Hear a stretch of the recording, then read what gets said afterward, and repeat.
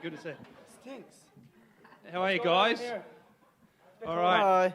This is a radio and print as well, and can I get you to state your names for the radio people? Yeah, so we know. I'm Niall. I'm Harry. Brr. I'm the morbid tongue. I sound like this. What were your thoughts when you first saw the final cut of this wonderful movie? Struth. Go on, Harry. I think it was nerve-wracking. I think the thing was that we saw a couple of cuts before. We saw like 5 or 6 of the cuts before it was finished.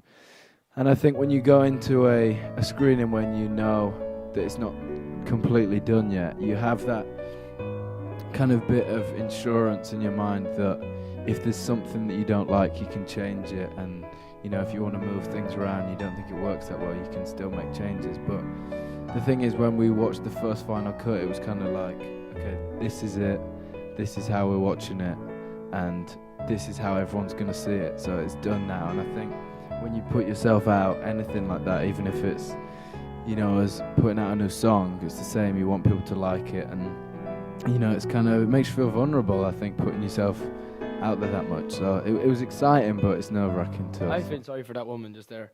'Cause she used to do all the typing of that very long answer. I'll try and write in. I'll She try was and typing as speak. you were I'll try and speak in shorter sentences from now on. She's probably one of those, you know, the court clerks. So you just sit Ask there me again. It was wicked.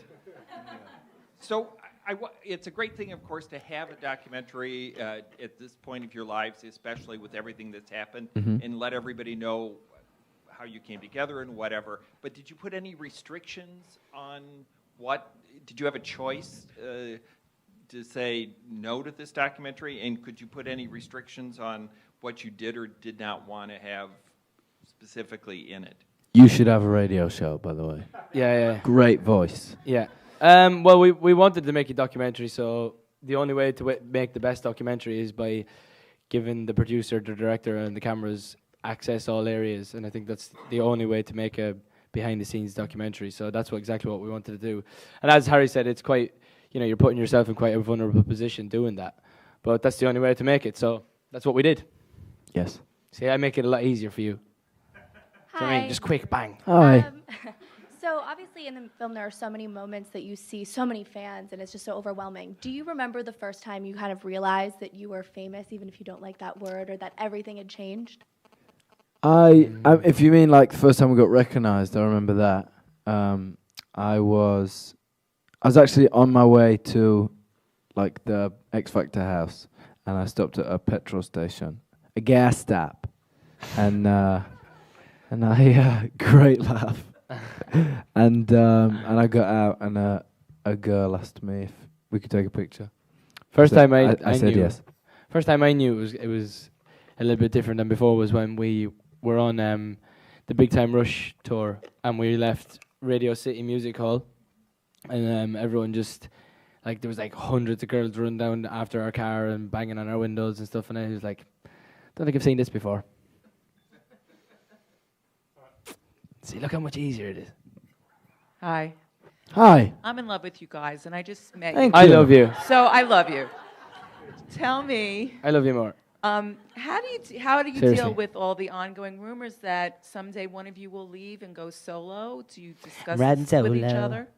I think the thing is as soon as you're like in a band where, you know, the history of bands is that sometimes people do leave and sometimes, you know, things happen like that, and it's always going to happen that anytime there's ever a group, everybody's going to go, so who's going to leave, when's someone going to leave? And it's just not, we're far too busy, first of all. We don't have time to go off and do Apart from extra me, stuff. I'm doing a rap album. Now I was next year. doing a Christian rap album at the end of the year. with the game. But The game will be collaborating with me.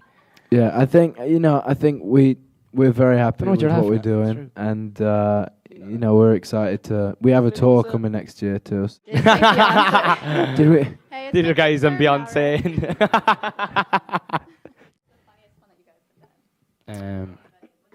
See, you always put us on the spot because if we say what we think is the funniest and no one finds it funny, it's a bit like, oh, right.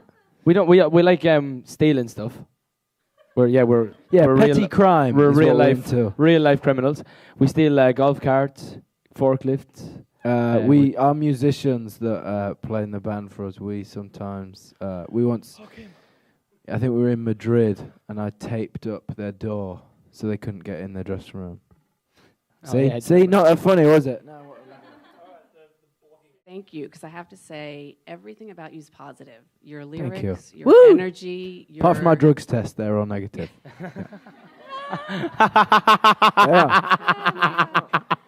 So, no, but in all sincerity, thank you. Yeah. This is not working. Hi, guys. We are only... you can hear me. I'm loud enough. Sack Thank you, that love. off. So there wasn't a lot shown about your romantic lives on the camera, but could you tell me some of your dating deal breakers and why? Deal breakers. Okay. Don't really know what a deal breaker is. How long have you got? All day if you want. What kind of... Yeah, what kind of stuff are you talking what about? rules First someone first out? date deal breakers, like turns you off on the first date. A ridiculous laugh.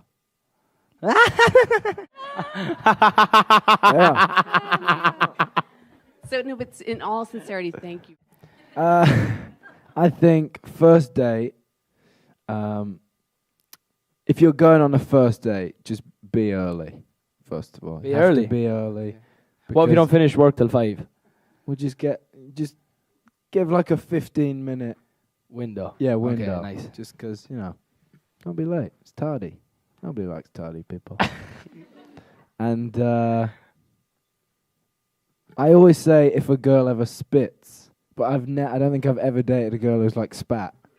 No. I mean like in no. I mean like no. I mean when you like drive down the street and you see like a girl like somebody spit and you're like that's gross. I wouldn't. I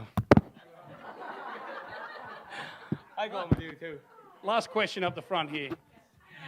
Why such complicated questions? I'm not even thirsty. I'm just hard to follow that one up. But what is one thing, person, or activity that makes you guys feel the most normal? I like going to soccer matches